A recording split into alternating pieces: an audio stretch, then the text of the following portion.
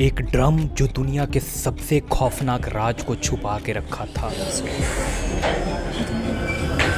फिर एक ऐसी नौबत आ जाती है जिसके कारण एक पिता अपनी ही बेटी के लिए फांसी की डिमांड कर रहा था। फीलिंग मर गई है उसके लिए, उसे फांसी होनी चाहिए। एक ऐसा केस जो कोई आम मर्डर केस नहीं है। यह एक ऐसा प्यार, धोखा और अंधविश्वास की कहानी है जो आपके होश उड़ा देगी। और जब इस केस का सच सामने आता है तो मेरठ पुलिस का भी दिमाग घूम गया था। आज एक ऐसे ही मिस्ट्री के हर एक डिटेल को डिस्कस करेंगे जिसमें एक शादीशुदा औरत, एक अंधविश्वासी आशिक और एक मजबूर पति शामिल है। आखिर क्या रही होगी इस मर्डर के पीछे की वजह? कैसे एक जिंदा इंसान 3 टुकड़ों में बट गया था? और इस पूरी कहानी की गुत्थी को समझने के लिए आपको आखिरी तक देखना होगा, क्योंकि आज के डेट में ऐसे पेरेंट्स का होना असंभव के बराबर है। आखिर कौन थी वो शादीशुदा औरत? कौन था वो अंधविश्वासी आशिक? और आखिर मर्चेंट नेवी में काम करने वाला सौरभ की हत्या क्यों की गई? What was the actual motive of the crime? चलो जानते हैं इस केस को।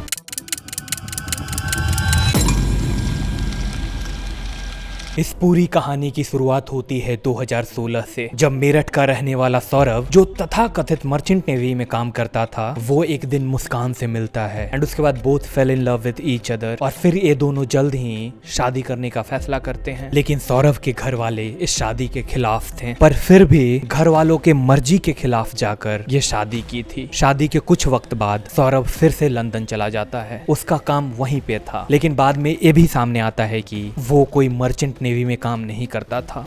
16 से 19 में जो सौरभ था उसने पहले अपने बताया था कि ये एक मर्चेंट नेवी में काम करता है दुबई में, परंतु ये कोई काम नहीं करता था। 6 महीने के लिए गया था, तब से घर पे रहता था। इन दोनों के बीच सब कुछ ठीक चल रहा था। 2019 में इनकी एक बेटी भी हुई थी, जिसके बाद सौरभ के घर वाले थोड़ा पिघलने लगे और इस शादी को एक्सेप्ट करने लगे धीरे धीरे। पर मुसीबत ये थी कि सौरभ साल में सिर्फ 2-3 महीनों के लिए ही इंडिया आता था। बाकी के टाइम वो लंदन में ही रहता था अपने काम के सिलसिले में। और इसका सीधा असर मुस्कान के जिंदगी पर पड़ता है। उसी अकेलेपन के दौरान उसकी जिंदगी में शाहिल शुक्ला नाम के एक बंदे की एंट्री होती है। शाहिल और मुस्कान पहले दोनों सेम स्कूल में पढ़ते थे, लेकिन क्लास 8 के बाद ये दोनों अलग हो गए थे। फिर कई सालों बाद जाकर एक स्कूल के व्हाट्सएप ग्रुप में ये दोनों मिलते हैं और दोनों एक बार फिर से बातचीत करने लगे थे, इवन करीब आने लगे थे। फिर जब एक दिन मुस्कान अपने बेटी को स्कूल छोड़ने जा रही थी, तभी उसकी मुलाकात शाहिल से होती है इन रियल लाइफ में। पहले छोटी मोटी बातें शुरू हुई इन दोनों के बीच, फिर दोस्ती, और ये दोस्ती धीरे धीरे अफेयर में बदल गया था। और इन सब के दौरान सौरभ लंदन में था, अपना काम कर रहा था, और मुस्कान मेरठ में अकेले रहती थी अपनी बेटी के साथ। तो अब साहिल का उसके घर आना जाना कॉमन हो गया था। घर के हाउस ओनर ने भी कई बार देखा कि एक अनजान लड़का मुस्कान के घर में आता है, फिर दोनों दरवाजा बंद कर शराब पीते हैं। और जब ये बात सौरभ तक पहुंची तो वो थोड़ा सा परेशान हो जाता है। लेकिन फिर जब उसने मुस्कान का फोन चेक किया और उन दोनों की चैट पढ़ी तो मानो काटो तो खून नहीं। घर में बहुत बड़ा झगड़ा भी होता है इन दोनों के बीच, लेकिन मुस्कान पर कुछ खास असर नहीं पड़ा। वो अपने ही रास्ते पर चलना ज्यादा बेहतर समझी और सौरभ ने गुस्से में मुस्कान से तलाक लेने का फैसला किया। लेकिन फिर साल 2021 में वो वापस लंदन चला जाता है और सोचता है कि इस बार सब कुछ ठीक हो जाएगा। लेकिन यहाँ पर एक और ट्विस्ट आता है। शाहिल एक सिंपल इंसान नहीं था, बल्कि एक अंधविश्वासी आदमी था। एक वियर्ड लड़का था, एक वियर्ड आदमी था। उसने अपनी ही माँ के नाम का स्नैपचैट अकाउंट बना रखा था और सोचता था कि उसकी माँ आज भी उससे बात करती है स्नैपचैट के थ्रू, जबकि उसकी माँ का मौत कब का हो चुका था। और जब ये बात मुस्कान को पता चला तो उसने शाहिल के इस अंधविश्वास का फायदा उठाना सोचा और फायदा उठाना शुरू भी किया। मुस्कान एक नया फोन नंबर लेती है और उससे एक नया स्नैपचैट का अकाउंट क्रिएट करती है और फिर वो साहिल की माँ बनकर उसके साथ चैट करना शुरू कर दिया था। वो साहिल को लिखती थी कि बेटा, मुस्कान तुम्हारे लिए बहुत सही लड़की है एंड उसे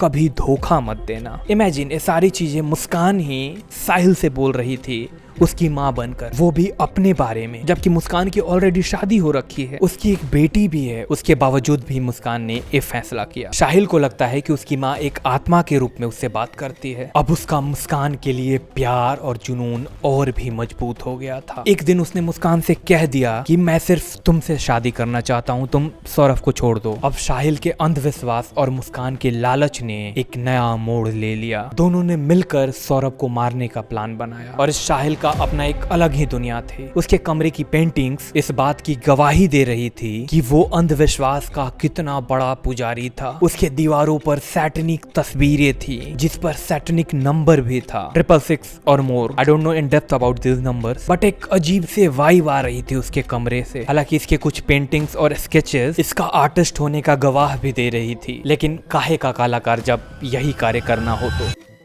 साहिल ने मुस्कान को बोला कि मार्केट जाओ और एक बड़ा सा चाकू लेकर आओ। मुस्कान बाजार जाती है और बड़ा सा चाकू लेकर आती है। चाकू लेते समय मुस्कान बोलती है कि उसे चिकन काटना है, इसी कारण इतना बड़ा चाकू ले रही है। वो दुकानदार को 800 रुपए देती है और फिर उससे चाकू लेती है। फिर वो दोनों सोचते हैं कि लाश का क्या किया जाए। पहले ये दोनों डिसाइड करते हैं कि लाश को दफन कर देंगे, लेकिन बाद में ये प्लान ड्रॉप कर देते हैं और तभी इन दोनों ने एक नया और अजीब प्लान ढूंढा। आगे बताता हूँ कि कौन सी प्लान के बारे में ये दोनों बात कर रहे थे। सौरभ जो मुस्कान से अब भी प्यार करता था, वो अपनी बेटी की बर्थडे सेलिब्रेट करने के लिए लंदन से मेरठ आता है, पर मुस्कान और साहिल इस बर्थडे को मौत का दिन बनाने वाले थे। दोनों ने प्लान बनाया कि सौरभ के ड्रिंक में बेहोशी की दवाई मिला देंगे और जब वो बेहोश हो जाएगा तब उसका काम तमाम कर देंगे। 25 फरवरी की रात सौरभ अपनी बेटी का बर्थडे सेलिब्रेट करता है और मुस्कान सौरभ को बेहोश करने की पूरी कोशिश में लगी हुई थी, लेकिन वो उस दिन असफल रही थी। लेकिन मौत का फैसला तो हो चुका था। अब अगला प्लान 3 मार्च का था। उस दिन सौरभ की बेटी का लास्ट एग्जाम था और मुस्कान उसे अपने माँ के घर भेजने वाली थी। और जब घर में मुस्कान, साहिल और सौरभ होंगे तब होगा वो काम जिससे पूरी दुनिया हिल जाएगी। 3 मार्च की रात सौरभ अपने घर से, जो कि उसके रेंटेड फ्लैट से बस कुछ ही दूरी पर थी, वो अपना फेवरेट डिश कोफ्ता लेकर आता है और फिर मुस्कान ने उसमें बेहोशी की दवाई मिला दी थी। सौरभ जैसे ही वो खाना खाता है,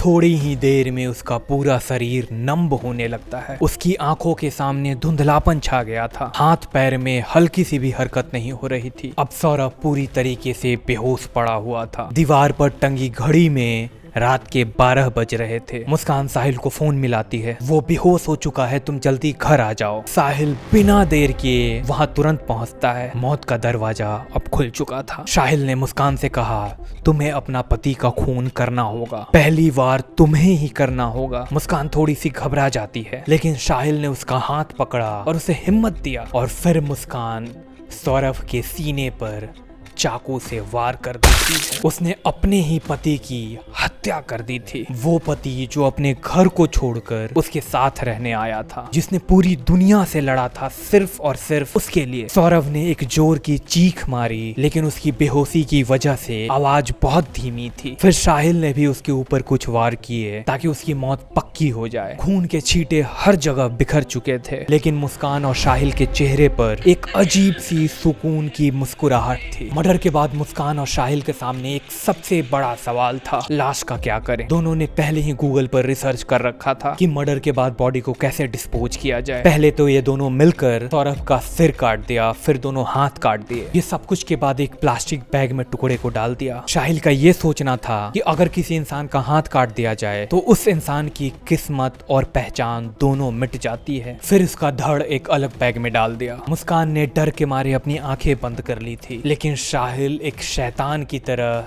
ये काम कर रहा था। उसका दिमाग एक अजीब सी सोच में फंस चुका था, एक शैतानी जाल का शिकार हो चुका था। एक नए प्लान के मुताबिक सौरभ के सिर और हाथ को साहिल अपने घर ले गया और बाकी के बॉडी पार्ट्स को मुस्कान के घर में ही छोड़ दिया। सुबह सुबह मुस्कान मार्केट से एक सीमेंट की बोरी लेकर आती है। एक ब्लू ड्रम लेकर आए थे जो पहले से ही घर में रखा था। उस ड्रम में सौरभ के बॉडी के टुकड़े को डाले जाते हैं और फिर उस पर से पूरा सीमेंट का घोल दिया जाता है और उस ड्रम को हमेशा के लिए सील कर दिया गया था। फिर दोनों मिलकर घर की सफाई करते हैं। पूरे घर में ब्लीच का स्प्रे कर कर खून के हर एक निशान को इन दोनों ने मिटा दिया था, जैसे यहाँ कुछ हुआ ही ना हो, एक कॉकरोच भी नहीं मरा हो यहाँ पर। इतना क्लीन कर दिए थे वे दोनों। और इसी तरीके का एक और स्टोरी है जिसमें एक लड़की के बॉडी को ड्रम में सीमेंट कर दिया गया था। आप ऊपर आई बटन पर क्लिक कर कर देख सकते हैं। अब मुस्कान और साहिल को दुनिया को ये दिखाना था कि सौरभ अभी जिंदा है। मुस्कान ने सौरभ का मोबाइल अपने कब्जे में ले लिया था और उसके फोन से झूठे मैसेजेस भेजने लगी थी। उसने सौरभ के भाई और बहन को ये मैसेज भेजा कि वो मुस्कान के साथ शिमला घूमने जा रहा है। फिर जब उन लोगों ने फोन किया तो मुस्कान ने फोन नहीं उठाया, वो सिर्फ उन्हें मैसेज भेज रही थी। जिस सौरभ को मरे हुए 4 दिन हो गए थे उसका व्हाट्सएप अभी भी ऑनलाइन दिख रहा था। परिवार वालों को थोड़ा शक होने लगा था, ये बंदा एक बार भी फोन नहीं उठा रहा और नहीं कॉल बैक कर रहा, सिर्फ और सिर्फ मैसेज पे बात कर रहा है। Something is not right. फिर उसके घर वाले पुलिस में कंप्लेंट भी लिखवाते हैं कुछ दिन बाद कि वे लोग सौरभ से बिल्कुल भी संपर्क नहीं कर पा रहे हैं। मुस्कान और साहिल इन दोनों ने शिमला में जमकर एंजॉय किया और इसी तरीके से झूठी कहानियों का सिलसिला इन दोनों ने जारी रखा। अब मुस्कान अपनी माँ को फोन करती है और फोन पर बात करने के दौरान उसके मुंह से गलती से एक ऐसी बात निकल गई जो उसके लिए मौत का सबूत बन गया था। उसने अपनी माँ से बोला था कि माँ, सौरभ अब इस दुनिया में नहीं रहा, वो मर चुका है। लेकिन उसके माँ बाप को यकीन ही नहीं हो रहा था। फिर उन लोगों ने पूरी स्टोरी पूछी कि आखिर हुआ क्या, कैसे हुआ, क्या हुआ, सब कुछ बताओ। तो फिर मुस्कान बताती है उसका जीजा आया है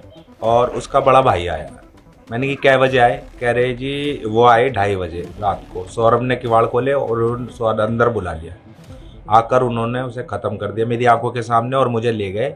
लेकिन मुस्कान के पेरेंट्स को थोड़ा भी यकीन नहीं था उसकी इस स्टोरी पे, जबकि वो कहानी उनकी खुद की बेटी बता रही थी। लेकिन फिर उसके पेरेंट्स सीधा पुलिस स्टेशन चले जाते हैं। लेकिन रास्ते में मुस्कान ने सब कुछ सच बता दिया था अपने पिता से। और कुछ दिन पहले ही मुस्कान की छोटी बेटी किसी से बोल रही थी कि पापा ड्रम में हैं, पापा ड्रम में हैं, बट कोई उतना ध्यान नहीं दिया था। फिर 18 मार्च 2025 को पुलिस मुस्कान के घर पहुंचती है। पुलिस ने घर का हर कोना देखा और फिर उसकी नजर एक हेवी ड्रम पर पड़ती है। पुलिस ने ड्रम को खोलना चाहा पर वो खुल नहीं रहा था। फिर पुलिस वालों ने उस ड्रम को रिक्शा पर डालकर पुलिस स्टेशन भिजवा दिया। वहाँ एक मैकेनिक को बुलाया जाता है और ड्रम को कटवाया जाता है। और जैसे ही ड्रम खुलता है अंदर सीमेंट में दबे हुए सौरभ के टुकड़े फर्श पर गिरने लगते हैं। मुस्कान और साहिल दोनों पकड़े जाते हैं। वे दोनों अपना गुनाह कबूल भी कर लेते हैं। साहिल का जवाब था कि मैंने मुस्कान के कहने पर सौरभ को मारा था, क्योंकि उसके जिंदा रहते मुस्कान शादी के लिए हाँ कभी भी नहीं करती। और मुस्कान के पेरेंट्स सौरभ के जस्टिस की डिमांड कर रहे हैं। वो अपनी ही बेटी के लिए फांसी की डिमांड कर रहे हैं ताकि सौरभ को न्याय मिल सके।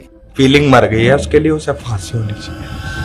इमेजिन आज की डेट में ऐसा पेरेंट्स होना असंभव है। लोग मुस्कान एक बहुत ही बड़ी डेंजरस मैनिपुलेटर निकलती है और साहिल एक अंधविश्वास का शिकार बेवकूफ निकलता है। और इस तरीके से एक मासूम की भी जिंदगी बर्बाद हो चुकी थी। अब सौरभ और मुस्कान की जो छोटी सी बेटी थी जो अब अनाथ हो चुकी थी, उसकी माँ जेल में थी और उसके पिता को उसकी ही माँ ने मार दिया था। यह कहानी सिर्फ एक मर्डर नहीं, एक प्यार का भ्रम था जो मौत में बदल गया था। लोग क्राइम का अंजाम हमेशा ही बुरा होता है, बस ये बात हर किसी को समझनी होगी। आपका क्या कहना है इस पूरे केस को लेकर प्लीज कमेंट में बताएं एंड सब्सक्राइब। ये थी आज की केस स्टडी। बाय।